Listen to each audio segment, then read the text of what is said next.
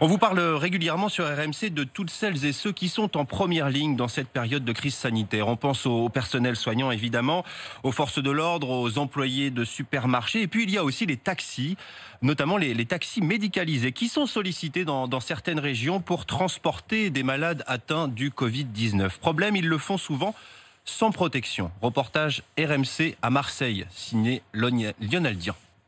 Jean-Michel, spécialisé dans le transport médicalisé, fait monter tous les jours dans son taxi des personnes souffrant de différentes pathologies. Et à chaque fois que je les transporte, je n'ai ni protection, ni masque, ni gel hydroalcoolique, et je ne fais pas partie des métiers qui sont prioritaires. Quand je vais en pharmacie, on ne me donne aucun matériel. Il y a quelques temps de ça, il y a une dame qui est rentrée dans mon taxi, elle m'a annoncé en sortant qu'elle avait 39 de température. Le risque de contamination de chauffeurs serait même devenu une réalité dans certaines régions, selon Rachid Boudjema, président de l'Union nationale des taxis. On a des patients qui sont clairement atteints de Covid-19. J'ai certains de mes collègues qui sont aujourd'hui encore en réanimation parce qu'ils sont atteints de ce virus. Ce qu'on demande, c'est qu'il y ait un plan de transport en bonne et due forme, qui est clairement un décret que les taxis puissent bénéficier et se doter de masques, de protection, de gel hydroalcoolique. Il ne faut pas nous envoyer au carton sans mesure de protection. Des chauffeurs de taxi qui demandent aussi un décret pour encadrer nationalement le transport prioritaire de personnel soignant.